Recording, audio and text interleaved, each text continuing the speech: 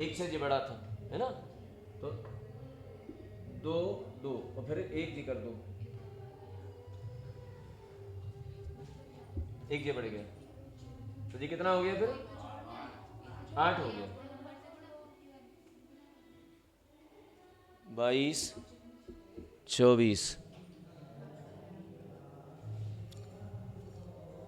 22 24, तो यहाँ पे जो है 9 दूनी 18 और 18 और 4 इंटू 4, 18 4, 18 इंटू 18 गुणा 4 कितना हो गया?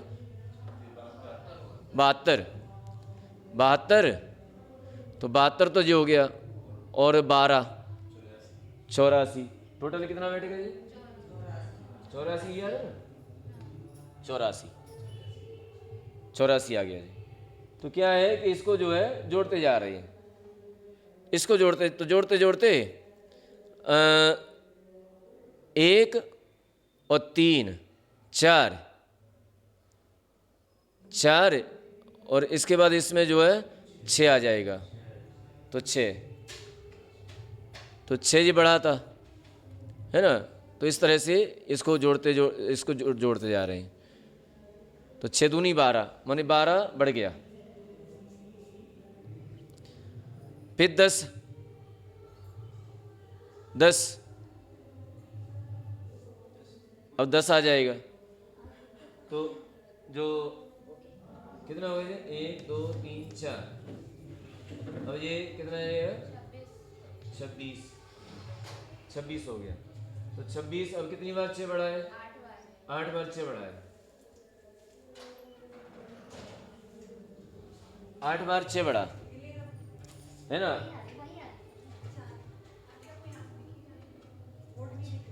एक एक एक दो जे लिख दिया अपन ने, ठीक है, और 2 बार इसमें बढ़ा था, तो 1 प्लस 2 प्लस 2 प्लस इसमें कितनी बार बढ़ा था? इसमें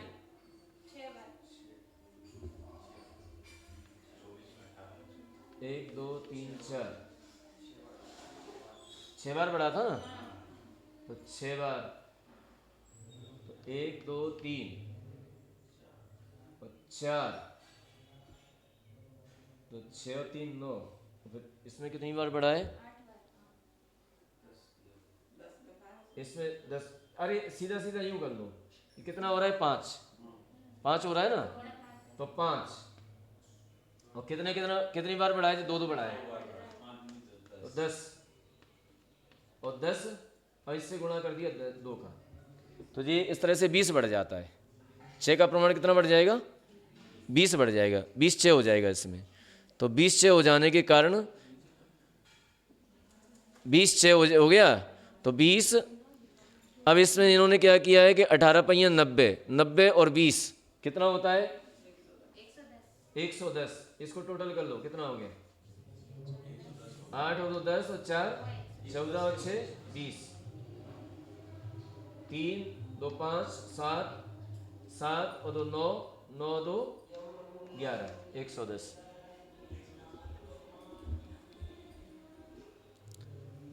ठीक है, तो इस तरह से ही बढ़ता जा रहा है। माने यहाँ 6 कितना बढ़ा है? 20, या ये 5वें नंबर पे 6 कितना बढ़ा है?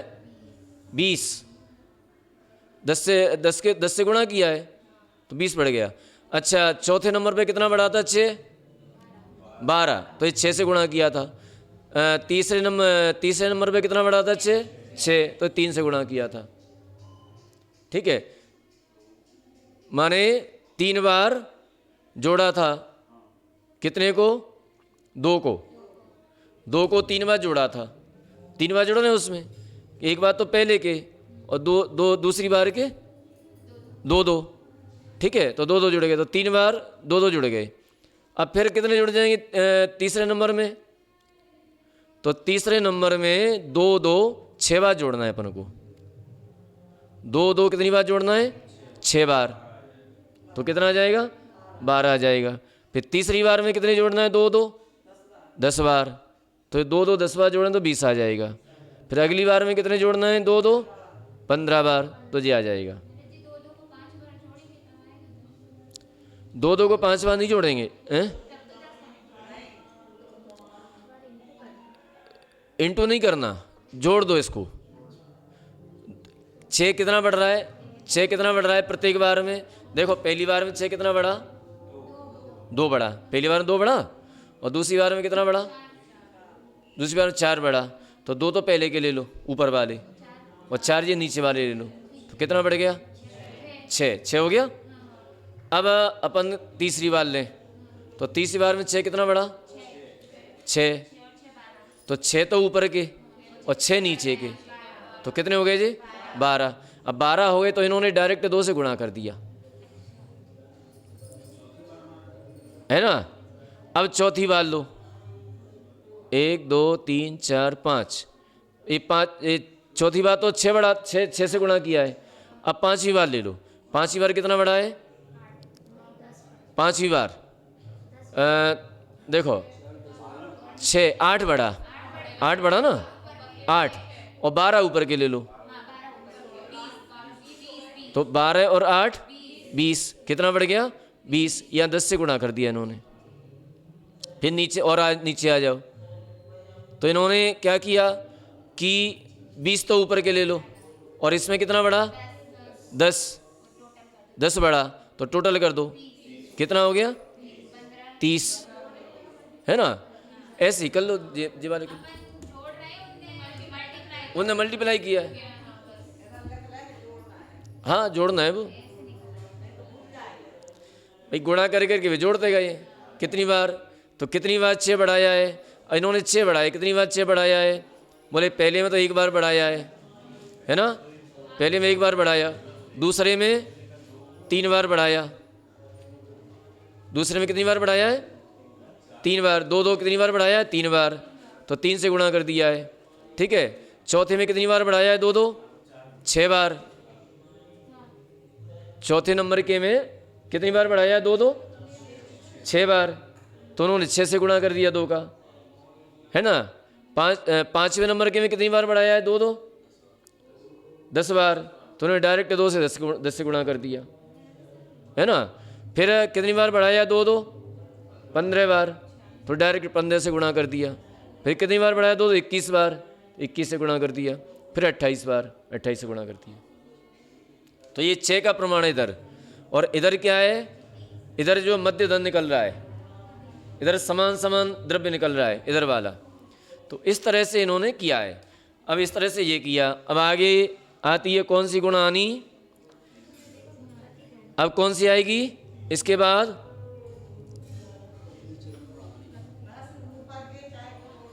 अब आएगी त्रिचरम गुणानी, माने अंतिम गुणानी से तीसरे नंबर की, है ना, त्रिचरम गुणानी। तो इसमें कितना आएगा? 9 से 4 से गुणा किया, तो 9 से 4 से गुणा किया तो 9 चौको 36, 18 दूनी 36, क्योंकि दूना दूना होता जा रहा है। तो हाँ, तो प्रथम गुणानी का द्रव्य कितना हुआ? प्रथम गुणानी, प्रथम क्या नाम है, तीसरी गुणानी का प्रथम निषेक कितना हुआ? 36। अब इसमें 6 कितना बढ़ेगा? 4 4 बढ़ेगा, तो दूसरे नंबर के निषेक में 4 6 बढ़ा दिया, तो कितना हो जाएगा? 40 हो जाएगा। तीसरे नंबर के में कितना बढ़ाएंगे? 4 तो ऊपर के और 2 बार 4 इसमें बढ़ाएंगे, तो 4 दूनी 8 और 4 तिया 12। तो दूसरे नंबर के माने तीसरे नंबर के निषेक में 6 का प्रमाण कितना बढ़ जाएगा? 12, तो 36 और 12 36 और 12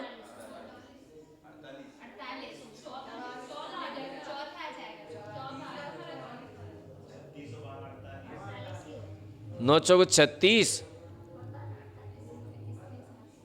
36 और 4 तिया 12, कितना आ रहा है? हैं? हाँ 4 एकम 4, ये तो दूसरे नंबर का हो गया, दूसरे नंबर का। तो हैं?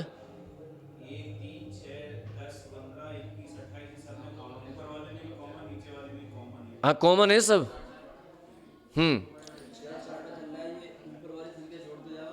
ऊपर ऊपर वाली संख्या जोड़ते जाओ। तो 9 9 चौको 36 हैं।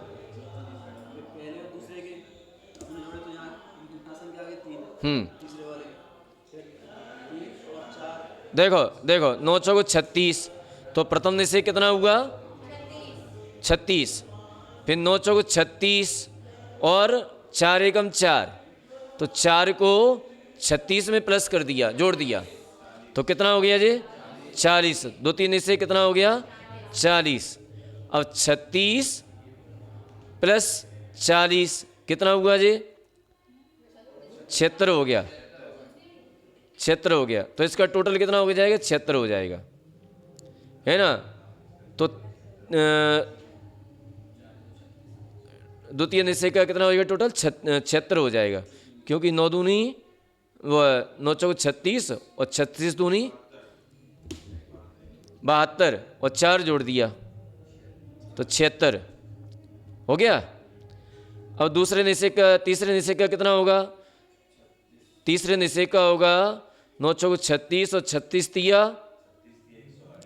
108, 108 और 12 और जोड़ दो जहाँ में, तो कितना टोटल हो जाएगा 120 हो जाएगा। इतना ही निकल रहा है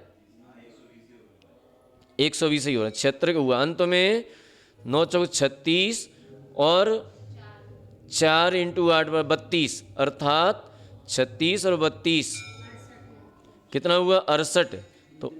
तो ये अंतिम निषेध, ये लास्ट में निकाल के बता दिया। तो ये सब ऐसे ही निकलेंगे है ना, तो ऐसे ही निकलते जाएंगे। तो इसमें जो है दूसरा निषेध कितना हुआ था 44 हुआ था, है ना, 44 हुआ था। और तीसरा निषेध कितना हो जाएगा,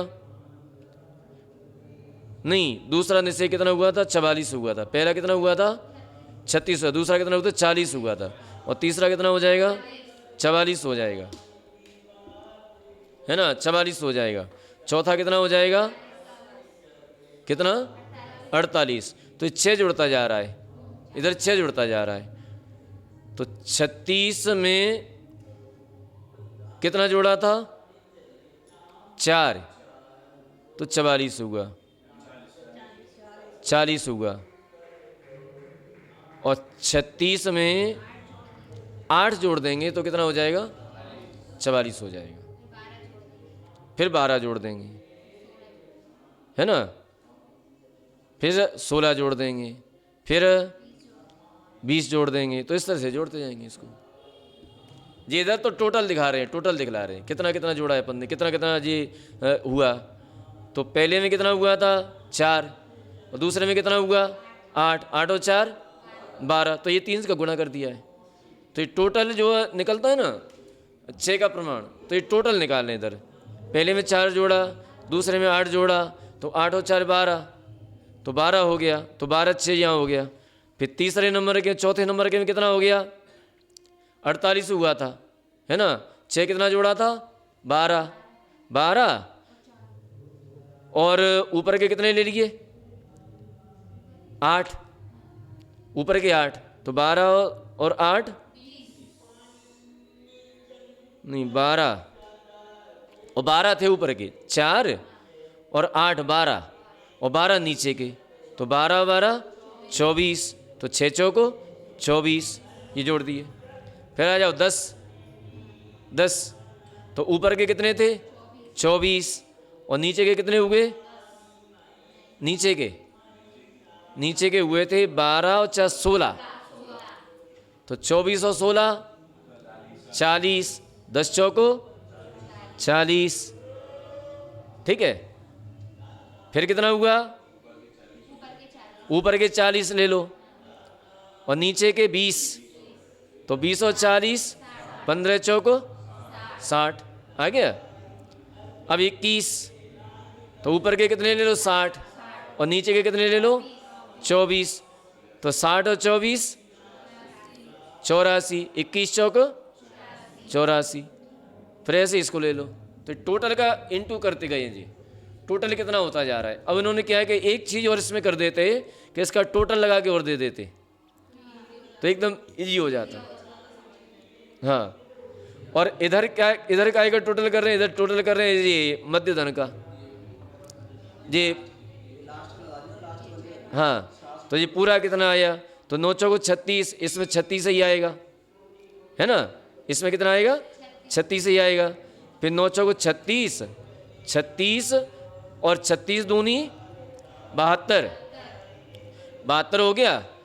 और इधर 4 जो इधर का जोड़ दिया 72 में, तो 4 ये जोड़ दिया, तो कितना हो जाएगा 72 और 4 76। फिर उन्होंने क्या किया कि 9 चौको 36, 36 तिया कितना हुआ 108, 108 और इधर का 12 जोड़ दिया, 108 और 12 कितना हुआ टोटल, यही हुआ ना। ऐसे जोड़ते जाओ। अब 9 चौको 36, 36 चौके 144, 144 और 24 कितना हुआ कुल टोटल, इतना ही आएगा। इस तरह से इसको जोड़ते जाओ, 6 जोड़ते जाओ और ये मध्य धन जोड़ते जाओ, मध्य धन जोड़ते जाओ, 6 जोड़ते जाओ, सो आगे आगे के निषेक का वो कुल टोटल निकलता जाएगा।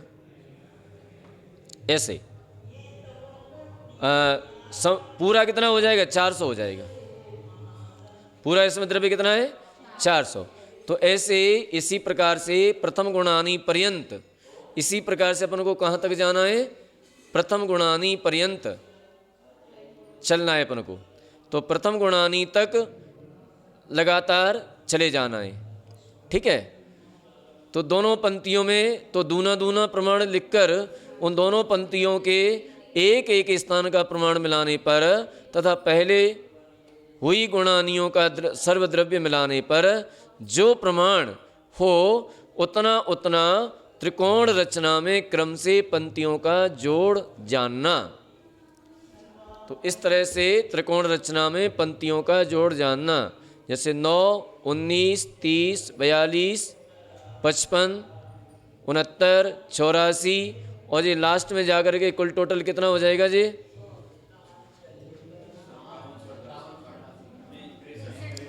ये 6300 हो जाएगा पूरा। हाँ, तो ये जब टोटल करेंगे ना अपन तो 6300 हो जाएगा, ठीक है। तो ये इन्होंने यहाँ पर पूरा जोड़ दिया, माने पहली गुणानी का द्रव्य जोड़ दिया, फिर दूसरी गुणानी का द्रव्य, फिर तीसरी गुणानी का द्रव्य, ऐसे करते करते पूरा कितना हो जाएगा टोटल, समझ में आ रही है जी, हो रहा है क्लियर। ये पूरा इन्होंने इसको जोड़ा है, ठीक है। इसको अपन ये इसको ये इन्होंने फिर यहाँ इन्होंने टोटल करके दिखाया, बनाया चार्ट, किसने बनाया, चलो देख लेंगे, अभी देख लेंगे, है ना, है हाँ। तो इन सर्व का जोड़ करने पर जो प्रमाण हो उतना त्रिकोण यंत्र संबंधी कुल जोड़ होता है। सो यह है जोड़ किंचित ऊन 1.5 गुणानी से गुणित समय प्रबद्ध प्रमाण होता है। सर्व त्रिकोण रचना के द्रव्य का जोड़ 71,304 है तथा गुणानी आयाम के प्रमाण 8 को 1.5 गुणानी करने से कितना हुआ, 8 × 3/2 बराबर क्या हुआ 12। इसी द्वैर्ध 1.5 गुणानी से समय प्रबद्ध 6300 को गुणा करने पर कितना होता है जी, 75,600 हुआ, लब्ध होता है। किंतु यहाँ पर तो सर्वद्रव्य कितना है 71,304, वो ज़्यादा निकल रहा है, इसलिए कुछ कम 1.5 गुणानी किया। भाई पूरा 1.5 गुणानी से गुणा करेंगे तो द्रव्य ज़्यादा निकल जाएगा, इतना टोटल होता नहीं है ना, इसलिए कम किया। तो 11.33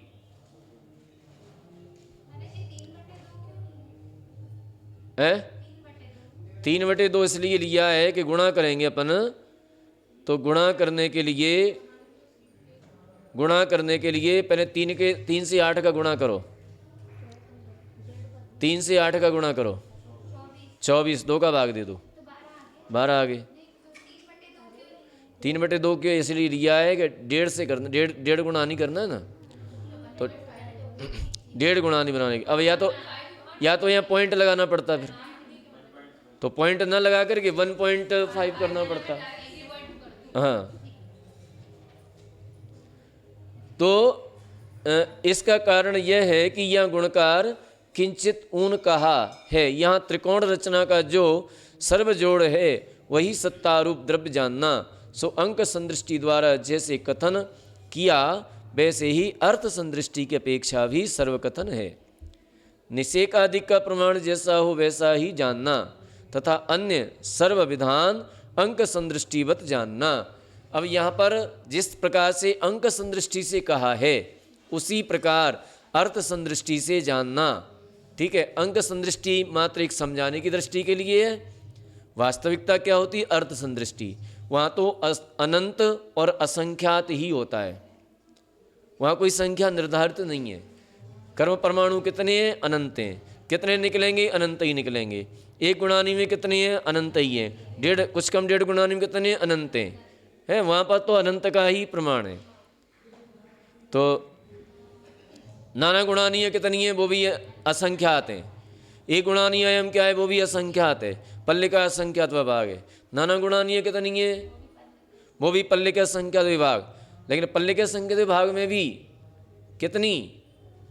बोले पल्ले के अर्धछेद माइनस पल्ले की वर्ग शलाका के अर्धछेद, इतनी। तो इस प्रकार कुछ कम 1.5 गुणानी से गुणित समय प्रबुद्ध प्रमाण कर्म की सत्ता जीव के सदैव पाई जाती है। गुणानी आयाम के समयों का जो प्रमाण है उसको 1.5 गुणा करके उसमें से किंचित ऊन अर्थात पल्ल की संख्यात वर्ग शलाका से अधिक गुणानी आयाम का 18वां भाग घटाना और उससे समय प्रबुद्ध प्रमाण को गुणा करने पर जो प्रमाण हो उतने कर्म परमाणु जीव के साथ सदाकाल रहते हैं।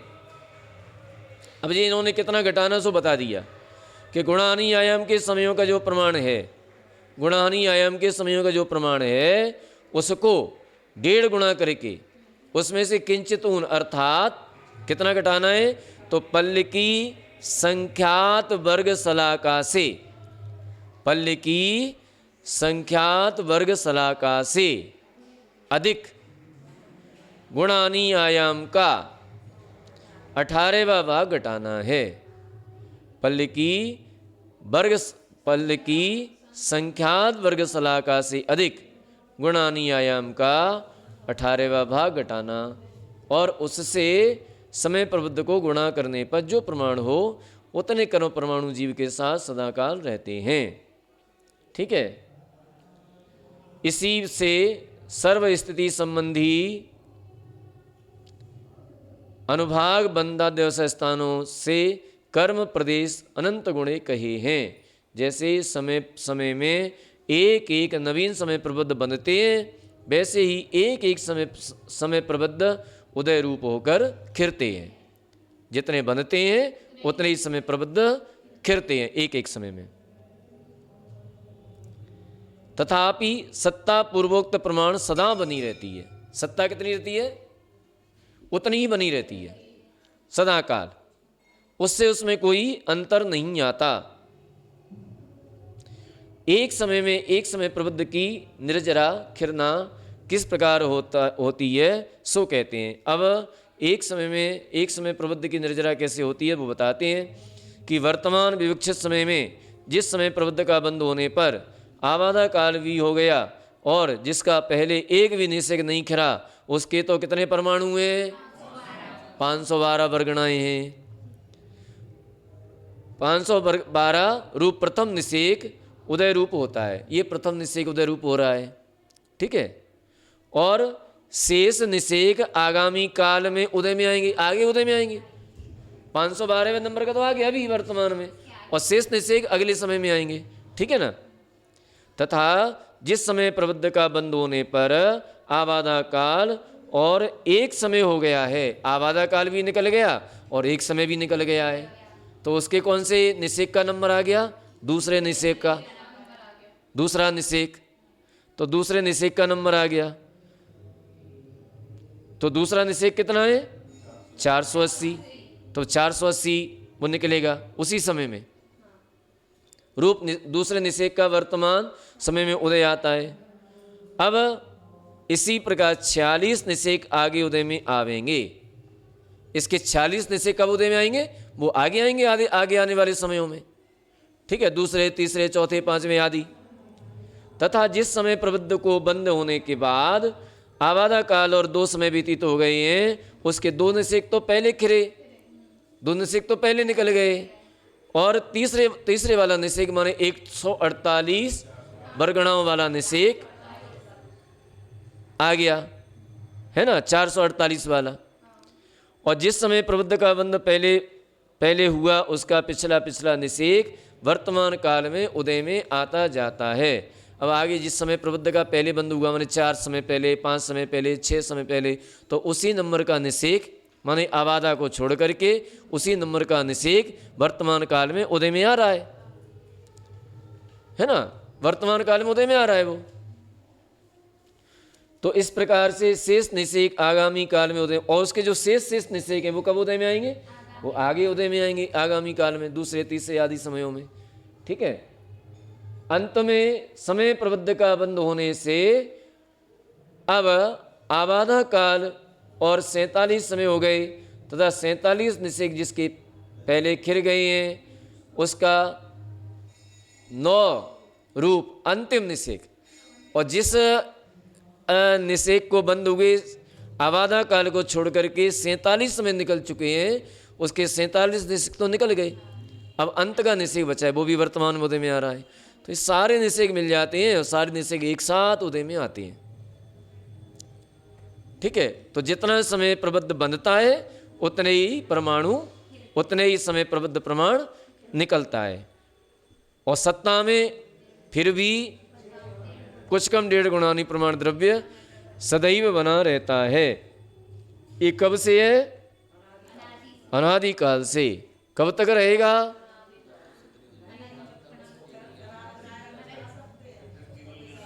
ये हमारे ऊपर है कब तक रखना है, हमारे ऊपर है। अनंत करना है तो अनंत कर लो, है ना। काल अवधि किसे कहते हैं? काल अवधि क्या है? काल अवधि जिस समय जो कार्य हो रहा है वही उस कार्य की काल अवधि है। काल अवधि का इंतजार करोगे कभी नहीं आएगी जीवन में, कभी नहीं आएगी। अगर पुरुषार्थ करोगे तो पुरुषार्थ करने पर वर्तमान में काल अवधि आ जाए, मान लीजिए कदाचित नहीं आ पाई तो कुछ समय के बाद आ जाएगी। और काल अवधि के भरोसे बैठ जाओ चुपचाप, भोजन की थाली आ भी जाए सामने, काल अवधि आ जाएगी तो भोजन हो जाएगा, कभी पेट नहीं भरेगा। अब कोई 1-2 व्यक्ति का उदाहरण मान लेना, ये कोई वो आ गया था, उसने मुंह में ग्रास दे दिया, लेकिन मुंह में ग्रास देने पर भी चबाना तो तुम्हें पड़ेगा ना, और निगलना तो तुम्हें पड़ेगा ना, है?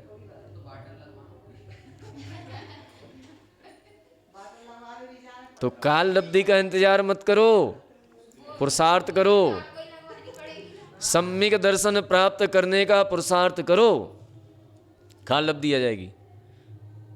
अब जी मान लीजिए किसी को भी ले लें एक उदाहरण, अभी हम एक प्रतिज्ञा कर लें, नहीं मुझे तो दीक्षा लेना है और अभी लेना है, अव्याल उसका पुण्योदय आ जाएगा, अव्याल काल अवधि आ जाएगी।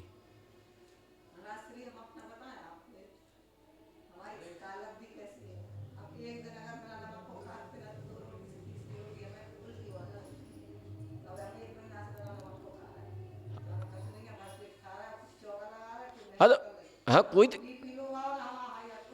दिक्कत नहीं होती, हम प्रतिज्ञा कर लें, मात्र अपना मन बना लें, प्रतिज्ञा कर लें, और प्रतिज्ञा कर लेते हैं तो उसी समय काल अवधि अपने आप उपस्थित हो जाती है, हम तैयार हैं, बोलो क्या करना है।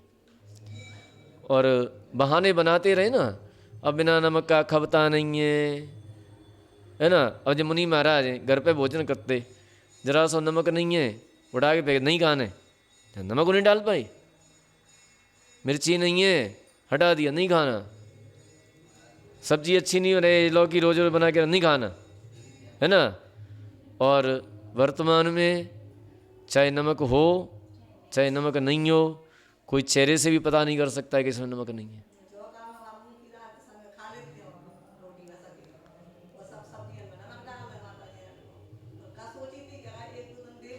हाँ,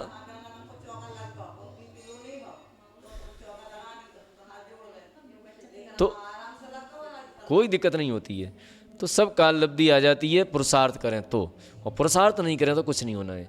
तो इस प्रकार वर्तमान विवक्षित एक समय में 512 से 9 पर्यंत सर्वनिषेक एक समय में उदय होते हैं, उनका जोड़ देने पर संपूर्ण समय प्रबुद्ध का उदय कहा है।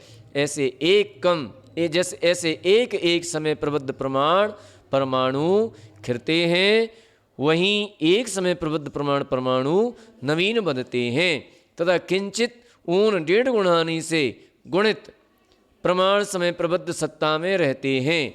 अंक संदृष्टिवत अर्थ संदृष्टि का कथन है। अतः अनुभाग बंधाध्यवसाय स्थानों से कर्म परमाणु अनंत गुणे कहे हैं, क्योंकि एक समय प्रबुद्ध में अभव्यों से अनंत गुणे और सिद्धों के अनंत विभाग प्रमाण अनंत कर्म परमाणु होते हैं। इस प्रकार बंधोदय सत्व अधिकार में बंध प्रकरण समाप्त हुआ, प्रदेश बंध समाप्त हुआ।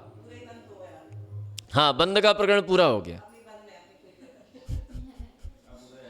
ठीक है, अब उदय की बात करो। अभी तक देखो, एक बात ध्यान रखना, कर्म बंद करने के समय आनंद आता है, ठीक है। कर्म बंद के समय व्यक्ति खुशी मनाता है, लेकिन कर्म भोग के समय व्यक्ति रोता है।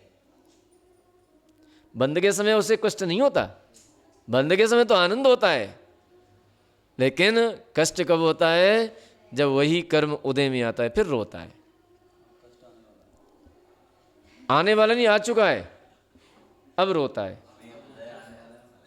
हाँ, उदय आने वाला है, कष्ट आने वाला है ना।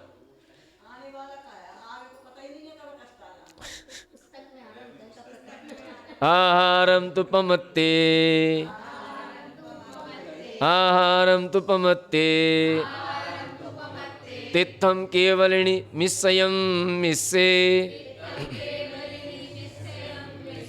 सम्मं वेदग सम्मे, मिच्छदुगय देव आणुदयो।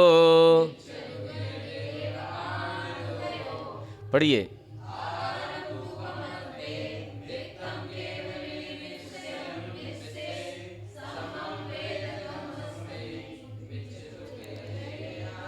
क्या है ना, एक आध गाथा नहीं पढ़ लें तब तक आनंद नहीं आता है। अभी तक गाथा नहीं पढ़ी थी, तो अब यहाँ पर आहारक शरीर और आहारक आंगोपांग का उदय प्रमत्त गुणस्थान में ही होता है। आहारक शरीर और आहारक आंगोपांग जो कर्म है, उसका उदय कहाँ होता है? 6वें गुणस्थान में ही होता है, अन्य स्थानों पर नहीं होता है। मुनि महाराज के ही होता है, अन्य कहीं नहीं होता। ठीक है। तीर्थंकर प्रकृति का उदय किसको होता है? सयोगी और अयोगी के ही होता है तीर्थंकर प्रकृति का उदय। और मिश्र मोहनी का उदय सम्यक मिथ्यात्व गुणस्थान में ही है। सम्यक तो प्रकृति का उदय असंयत आदि 4 गुणस्थानवर्ती वेदक सम्यक दृष्टि के ही है, और आनुपूर्वी का उदय मिथ्या दृष्टि सासाधन और असंयत गुणस्थान में ही है, अन्यत्र उनके उदय का अभाव है। अब क्यों है इनका उदय यहाँ पर? आनुपूर्वी का उदय कहाँ होता है? विग्रह गति में। और विग्रह गति में कितने गुणस्थान होते हैं?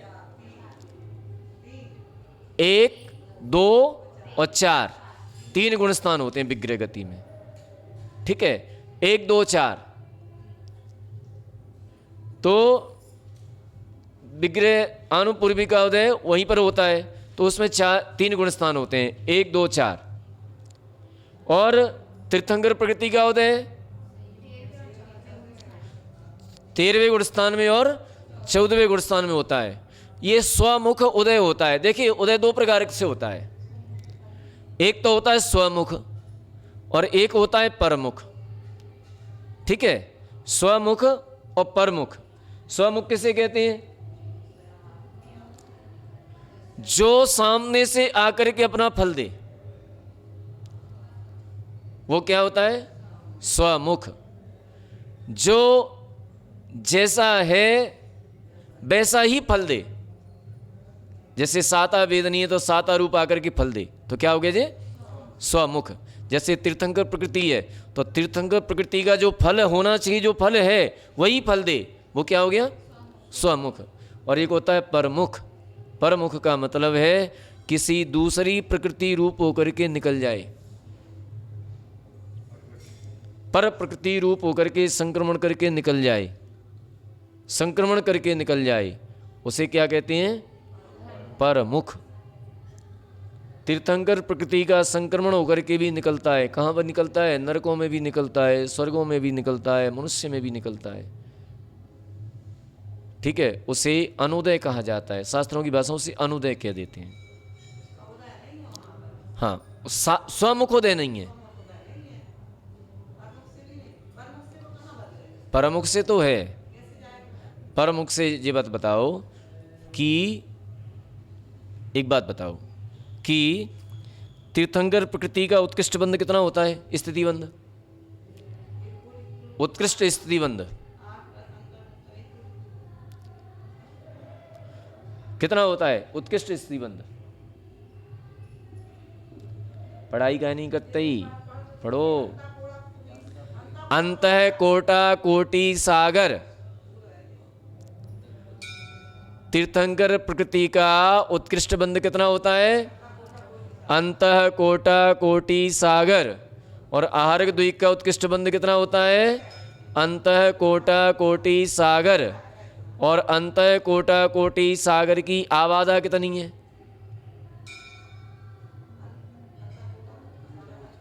अंतर्मूर्त, उसकी आबादा अंतर्मूर्त। अब अंतर्मूर्त आबादा है तो उसकी निषेक रचना कब हो जाएगी? एक आवली के बाद निषेक रचना हो जाएगी। अंतर्मूर्त में कोई निषेक नहीं है। अंतर्मूर्त के बाद निषेक हैं, अब उनका नंबर आएगा तो उदय में आएंगे कि नहीं आएंगे? वो कहाँ जाएंगे? वो कहाँ जाएंगे?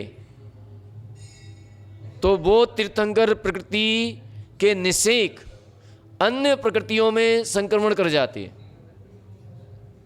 अन्य प्रकृतियों में, अन्य सब प्रकृतियों में संक्रमण कर जाते हैं।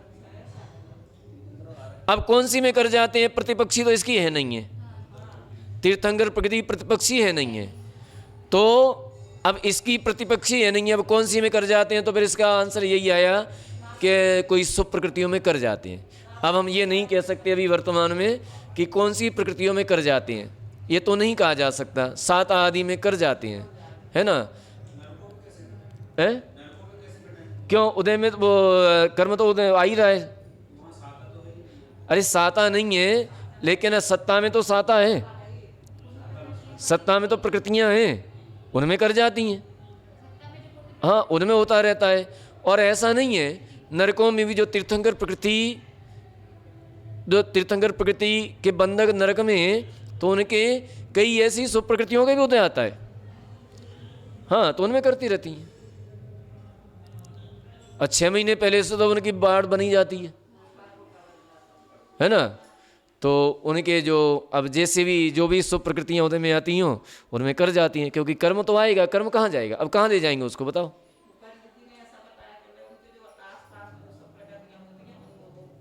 हाँ, वही तो पंडित जी ने बताया, तो वही तो हम बता रहे हैं कि अब आसपास में कह लो। हाँ, आसपास में कह लो, वही तो हम कह रहे हैं कि आसपास में जो भी रहती हैं शुभ प्रकृतियाँ उनमें कर जाती हैं संक्रमण, लेकिन संक्रमण होता है। अब ये नहीं कहा जा सकता, हम ये नहीं कह सकते कि अमुक नामक प्रकृति में है ना।